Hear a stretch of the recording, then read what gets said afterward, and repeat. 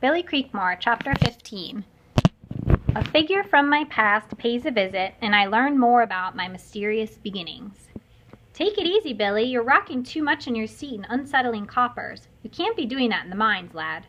I tried to settle myself on the edge of the wagon, but it was awful uncomfortable. The road was rutted and muddy, and my seat bones bounced up and down on the wood.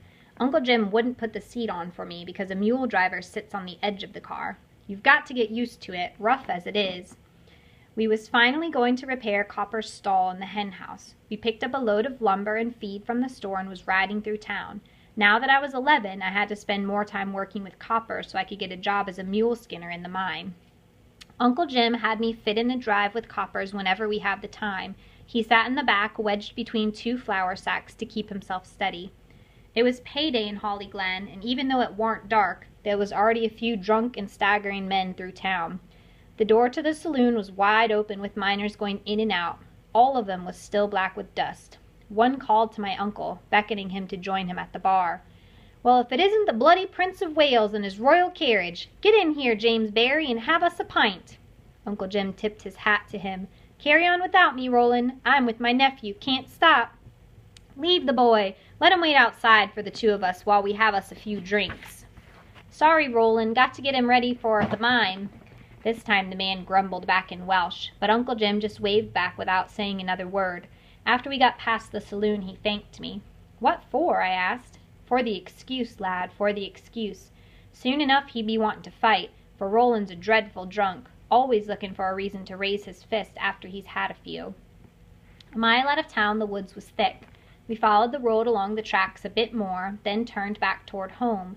There warn't a shack or cabin or soul to be seen, so it surprised us when a voice called out, "You folks going to Holly Glen? Come on now, give an old woman a ride."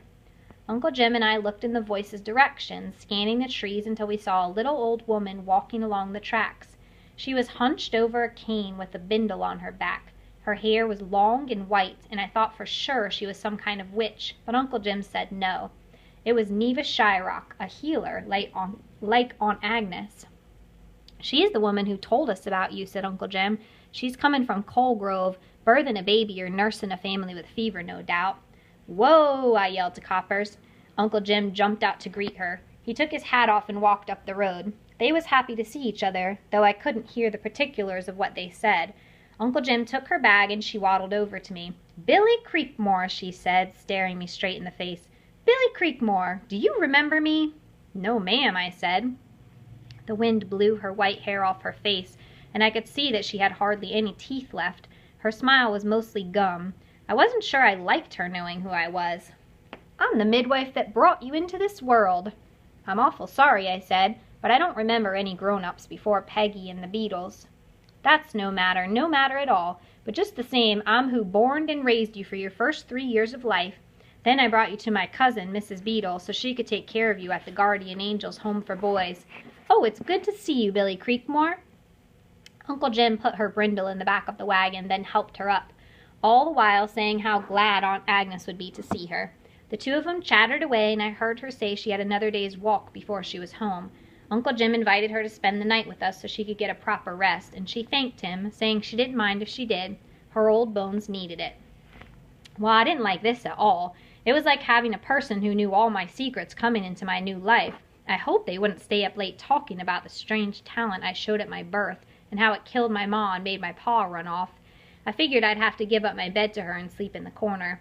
Besides that, Neva Shyrock seemed near crazy, and I couldn't tell what type of person she was.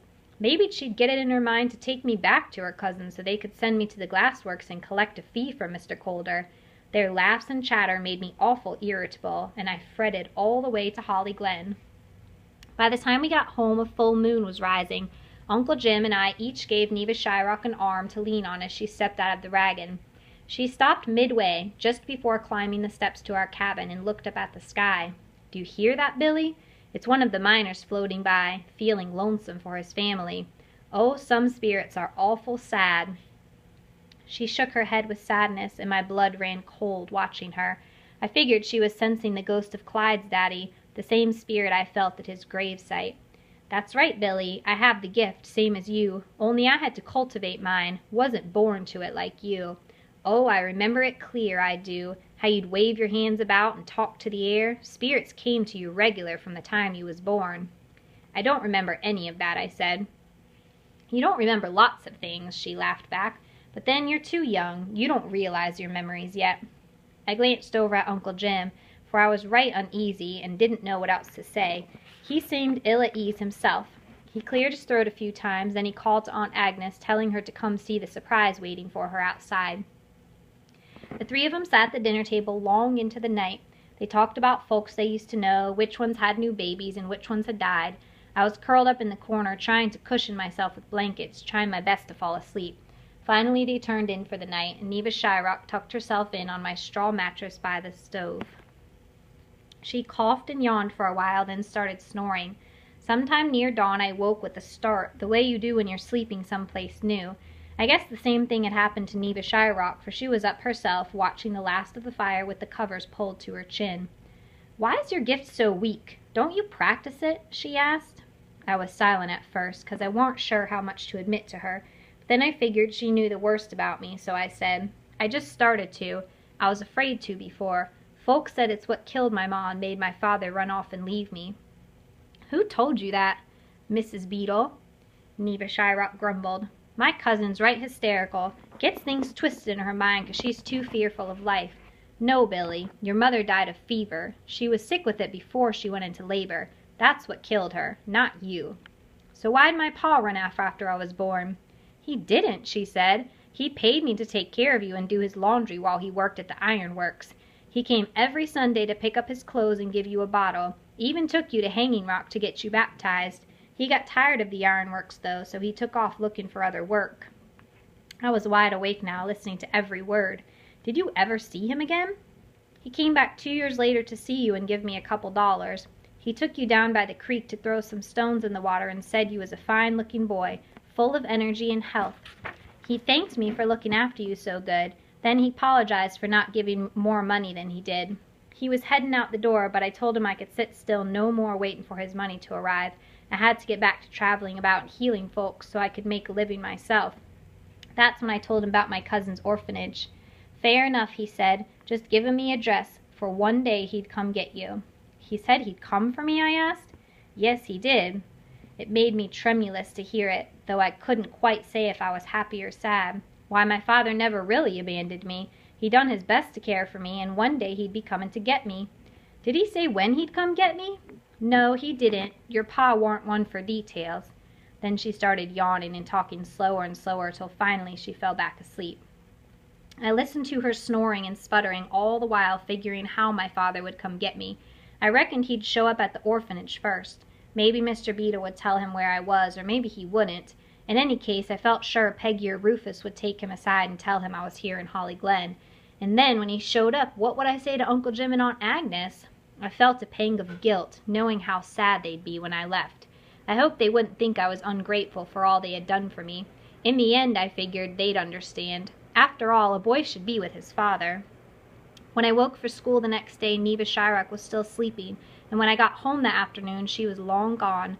My heart sank. Listening to Neva's memories made my parents a little less shadowy and a little more real. I was hoping to hear more stories, to get a better picture of them in my mind, but it warn't to be. My tin box of cards and a necklace was still in the closet, was still the closest thing I had to them. Aunt Agnes said she tried to give Neva some money to take the train, but she insisted on walking. The spring air would do her good, she said. She took the money, though, saying she'd use it to buy some new bottles for her remedies.